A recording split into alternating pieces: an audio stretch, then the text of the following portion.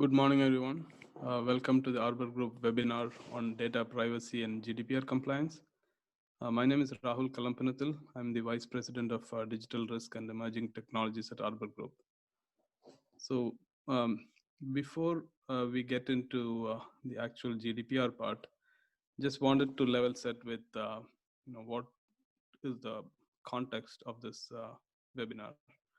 So we are looking at the life sciences industry, and when we say life sciences industry, life sciences includes pharmaceutical, biotechnology, medical devices, providers, and payers. So pharmaceuticals are essentially the small molecule drugs and vaccines. Biotechnology covers the large molecule drugs and vaccines. And medical devices, there is a whole suite of medical devices with starting from diagnostics to other monitoring devices, and also the new category now is the software as a medical device. Uh, Providers, again, are your physicians and any other healthcare provider, and the payers are the insurance companies and similar type of organizations. So the life sciences industry produces goods that are intended to treat both human and animal life conditions. In the US, they are regulated by the FDA, and there are similar counterparts for the FDA in other geographies. The main one is the EMA, which covers Europe, and there are multiple other regulators in different countries. The common objective of all the regulators is to ensure patient safety, product quality, and data integrity. Um, Recently, I would say, during the last 5 or 10 years, there has been increasing focus on privacy and data protection within the life sciences industry. And more recently, in the last, starting from 2018, we all know that the GDPR came into effect. So that has only increased the focus on privacy. So again, before we jump into GDPR, just also looking at the trends within the life sciences industry. If we're looking at both from an economic standpoint and the regulatory outlook. So economically, the global healthcare spending is projected to exceed US $10 trillion by 2022. And what is driving this is increased access to medicines as a result of new pricing policies. And this is especially um, relevant in the developing world, where more people are able to afford better healthcare. The healthcare cost is also driven by the increased life expectancy across the globe, as well as an increase in non-communicable diseases. Another important trend that has been witnessed during the last few years is there are a lot of new therapies and biotechnology products that are contributing more to the overall life sciences compared to the traditional drugs and medical devices. And if you look at the type of the companies, in addition to the big pharmaceutical companies and the traditional companies, there are a lot of new generation and technology companies, and also the large tech companies like your Googles, Amazons of the world that are also threatening the status quo and bringing in new products. From a regulatory outlook, across the globe, regulators have acknowledged that a lot of changes are being brought in because of newer technologies, but they are still trying to keep up pace with the industry. And the main driver for this is just the sheer volume of data that is stored in electronic form that has been increasing exponentially during the past decade. And again, this is one more reason for privacy concerns, because just the volume of data that is collected these days, and it's stored across multiple platforms, which increases the risk. There are a lot of privacy regulations. There are some that are kind of international, like the GDPR, which applies even to countries outside of the EU. And then within the US, there are federal regulations, and then there are state regulations. if you look at the regulatory outlook, it's really gets really complex from a compliance perspective. Some of the approaches that the regulators are using, uh, and mainly it's driven by the volume. So they're not really able to go after everything. So they're taking more collaborative approaches, such as co-regulation, self-regulation, self-audits, and as well as international coordination. And a good example of that is the coordination between the EMA and the FDA. Okay. Now we go into the little bit of regulatory background on privacy. Like we looked at in the previous slide, the volume and value of the data collected is growing exponentially. And what is driving this is the growth of technology, as well as the ability to store large volumes of data at increasingly lower costs. So this again is driven by a lot of changes in the hardware, where the storage devices used to cost more, but the price keeps dropping and the capacity seems to be increasing.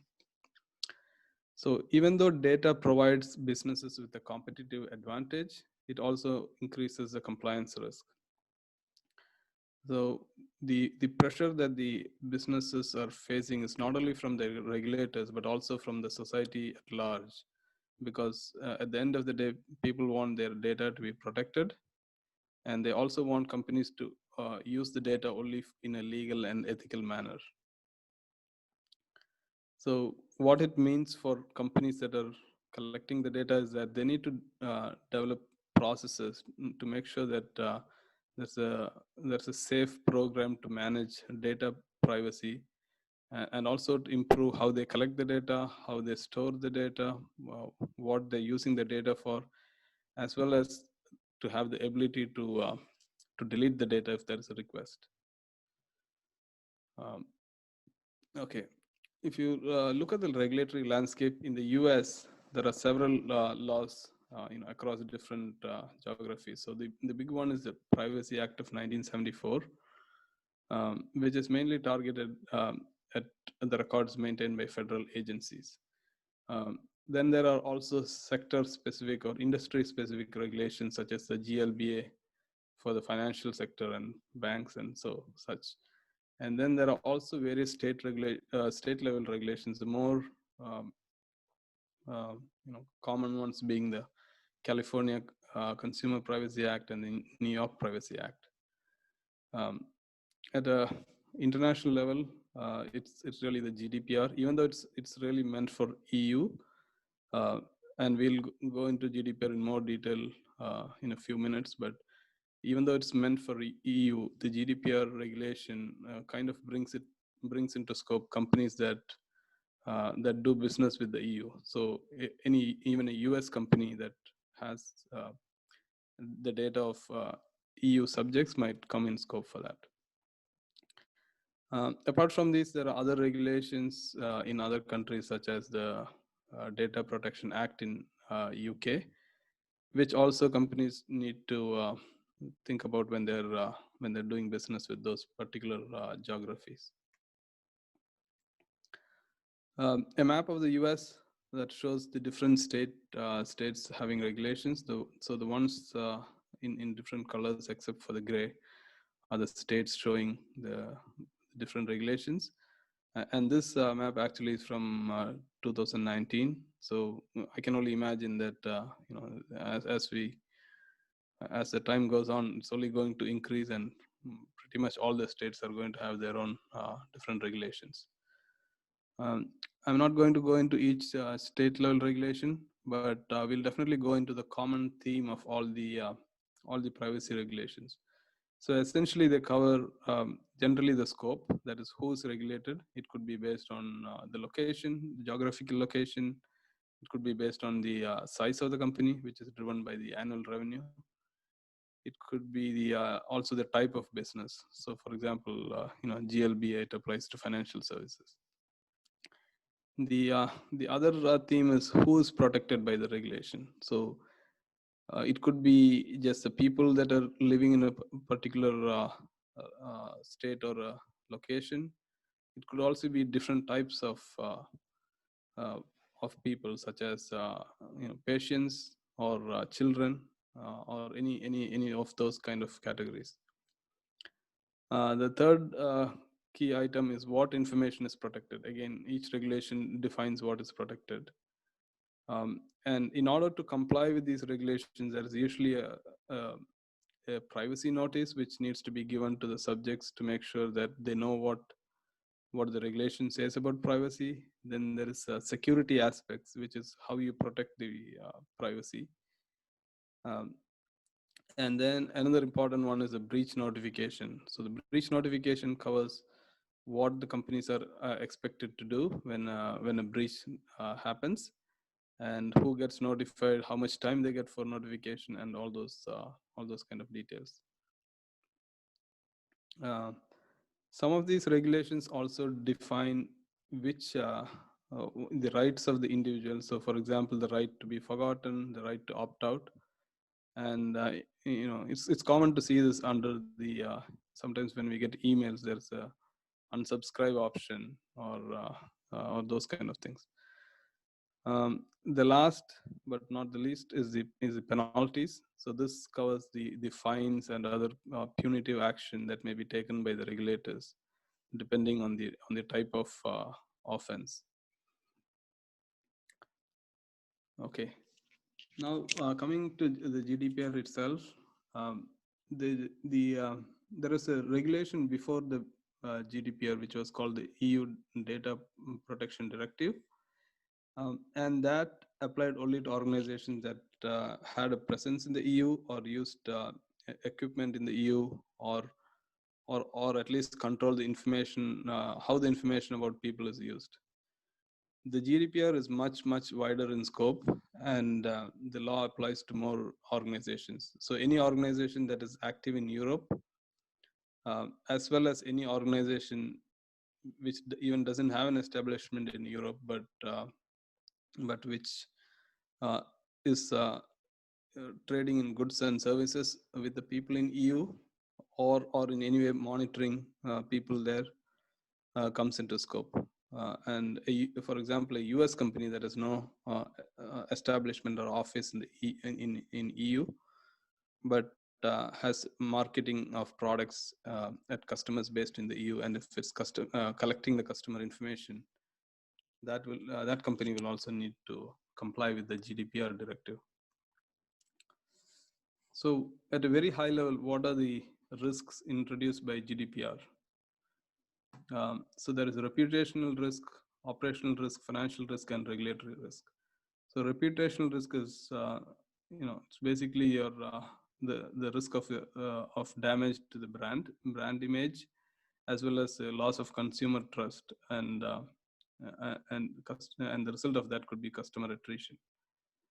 Operational risk is that if there is any risk of the regulation not being complied with, the regulator could restrict organizations from having any business with entities in Europe, and that is a big operational risk, because you could see your a piece of the business going away because of that. Financial risk, that again, there are two subcategories. One is the direct fine for any kind of failure, and that is pretty high. It could be up to the 4% of the entire worldwide turnover for the preceding financial year. The other financial risk is the lost revenue. So if companies do get these fines, it's also possible that they're not allowed to do business anymore with the EU, and that will be a high cost of loss of revenue. And also the litigation cost and the remediation cost, all that adds into the financial risk. Regulatory risk, if there is a history of failures, or if the regulators are not convinced with the remediation taken, there may also be increased audits, and they could also come for inspections on site. So that is another major risk. Now, the key fundamental aspect of the GDPR regulation is understanding of what is personal data. And the definition of personal data is very broad. So GDPR just adds to the older EU directive on what is personal data. So it also includes new elements such as location data and other online identifiers. In addition, it also adds genetic data and biometric data to the catalog of data attributes that are considered sensitive.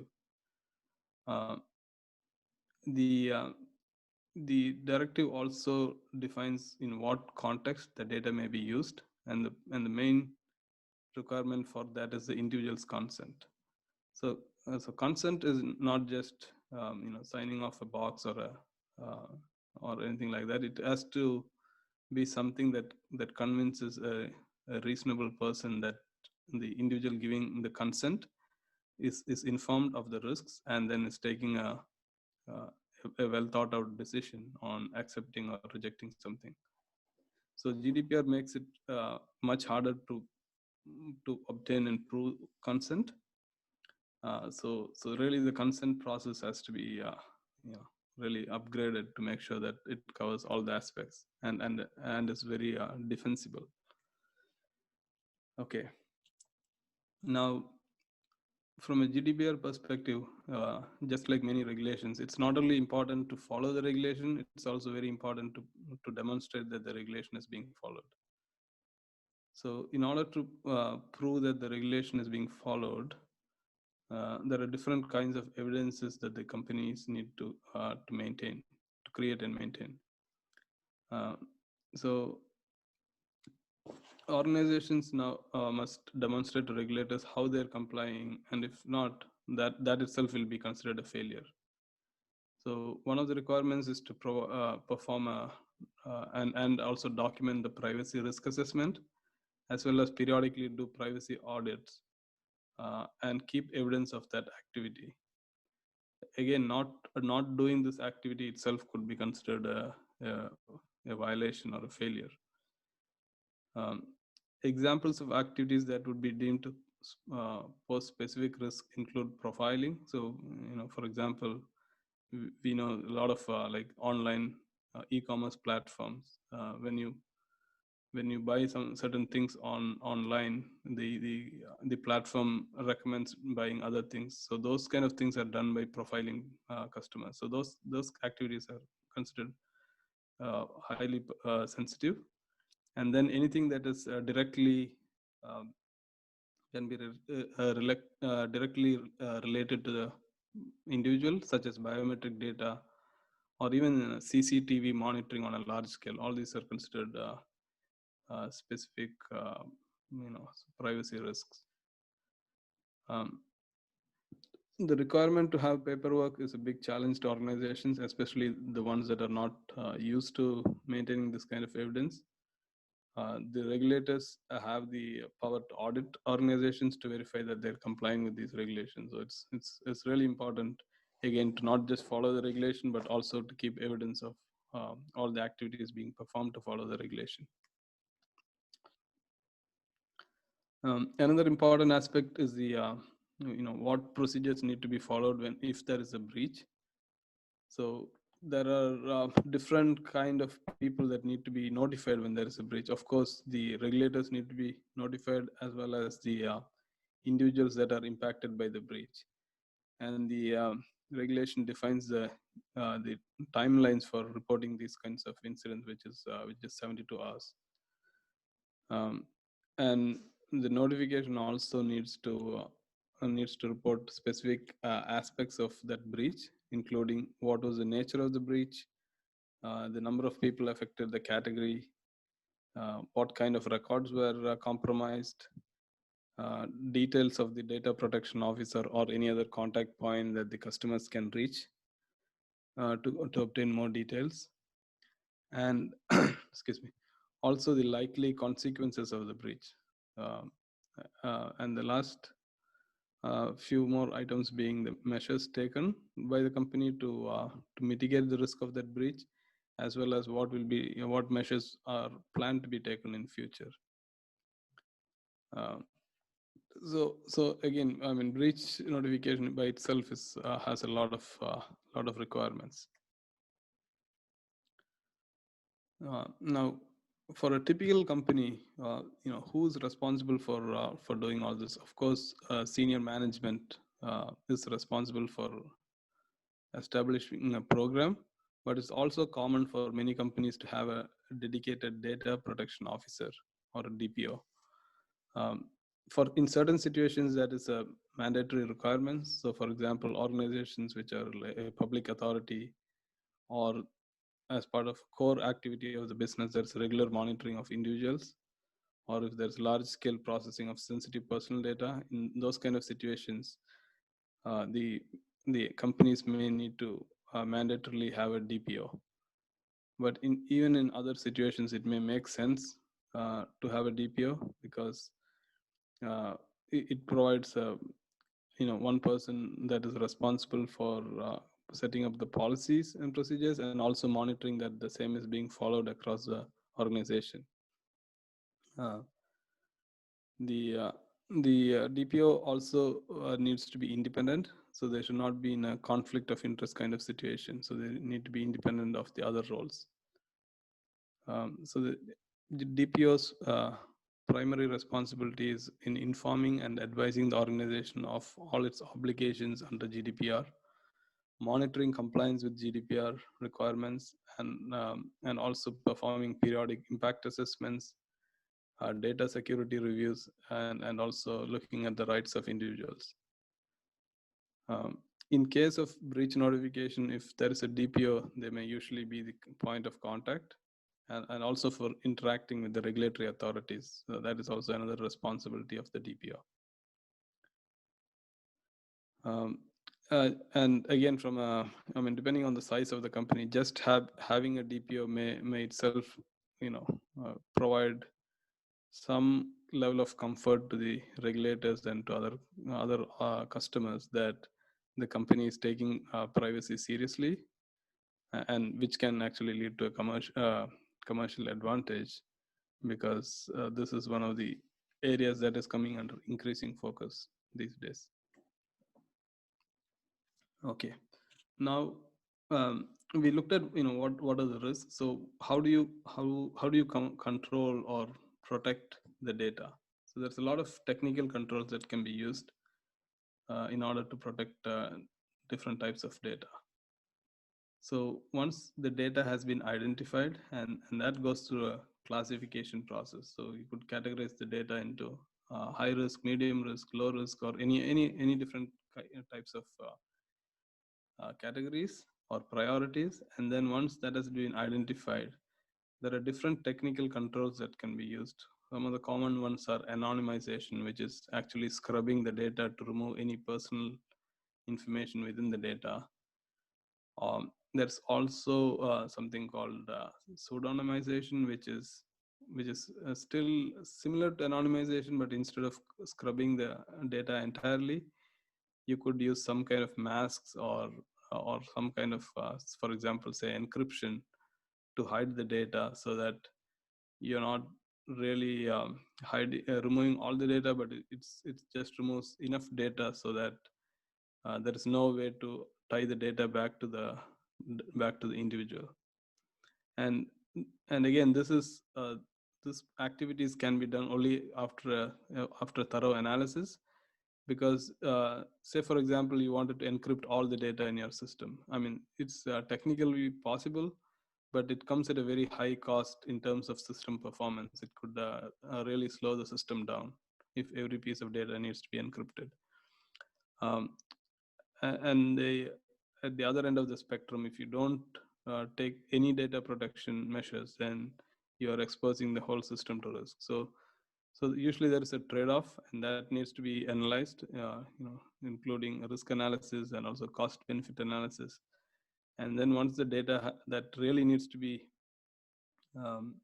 protected has been identified, you could put all these technical controls, including security and access controls, to make sure that the data is protected. Um, so the cross-border transfer of data, that was something that was governed by the Privacy Shield framework. Uh, and there was a regulation called the Safe Harbor, but it has recently been invalidated by the European Court of Justice. So, right now it's there's no like a standard framework that companies can use to demonstrate that they are in compliance. But what companies can do is they can implement their own governance frameworks, policy frameworks, privacy and security controls, so that for any auditor or any regulator that looks at the company, they can justify the steps they have taken in order to comply with the GDPR. So when it comes to complying with GDPR, there are from Arbor Group's compliance approach, there's what we do is that we do a GDPR workshop. We help with inventorying the data, and then perform a GDPR gap assessment, which identifies all the gaps that the company currently has in terms of GDPR compliance. And then the next step would be to address the gaps that have been identified, or to mitigate those risks. And once a company is compliant with GDPR, there has to be ongoing monitoring, because that compliance that initially is performed, that is a point in time. So companies, as they grow, there's new data that is coming in, new data fields, new computer systems that are coming in. So these things need to be constantly monitored. You could do it either on a quarterly basis or as and when new systems are being implemented.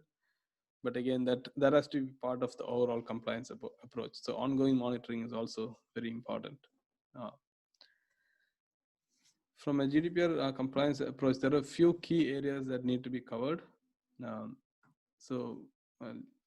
Looking at this picture, so strategy and governance, individual rights and processing, policy management, training and awareness. Again, it's very important for all the employees and stakeholders to know what they're required to do as part of GDPR. Data lifecycle management. This again covers all the very important step. It covers from data inventorying all the way from collecting the data, using the data, and discarding the data. Cross-border data transfers. Again, we talked about it. Privacy by design. Again, a very important concept, because privacy cannot just be complied with by just putting some technical controls. There has to be a design at a higher level in order to ensure privacy. So that's what we're calling our the privacy governance process, the different tools, the different roles and responsibilities, all that goes into privacy by design. Privacy incident management, again, it covers areas like breach notification. And there are specific terms within GDPR, like the data processing. So the data processor. So there's also some responsibilities that, data processor, data controller, these different type of roles have different responsibilities. And then information security, that is usually the means of achieving compliance and protecting the data. Again, a quick overview of the stakeholders in a typical GDPR compliance approach. So the most important one, like we mentioned earlier, is the DPO, or the data privacy officer or data protection officer, who's overall in charge of identifying the requirements, setting up the process, making sure that GDPR is being followed, and also periodically monitoring the compliance. IT plays an important role, because all this data that we are talking about, 99.9% of the time it's in some computer system or the other. So IT plays an important role, not only in getting the information and collecting and storing it, but also in protecting that information. The CIO and CISO, they need to really consider what investments they need to make in order to comply with GDPR, and what type of skill sets and what type of people they need to get in order to make sure that GDPR is being compliant. excuse me. Marketing and HR, again, marketing, they might be collecting a lot of customer data. So even the marketing teams, they need to be trained and know what is personal data, and if they're and they should only be collecting it if it's really required. And if they're collecting it, they also need to know that data needs to be protected and should not be shared without following certain guidelines. HR is involved in training, as well as in making sure that uh, the decision making process involves all the right type of people from a human resources and business hierarchy perspective. Legal departments, again, they're very important. Actually, a lot of DPOs, they have a legal background. Uh, they're responsible for interacting with the regulator, as well as if there are any legal issues or any specific type of requests or contracts, all that needs to go through the legal. Customer service and operations, they may be asked to implement strategies for customers, and as well as for employees, for right of access, and also informing the customers about various rights that that the company provides, including like the right to be forgotten or the right to delete their data. So that is all we have for today's session. If there are any questions, we can take it. But again, thanks for attending this webinar.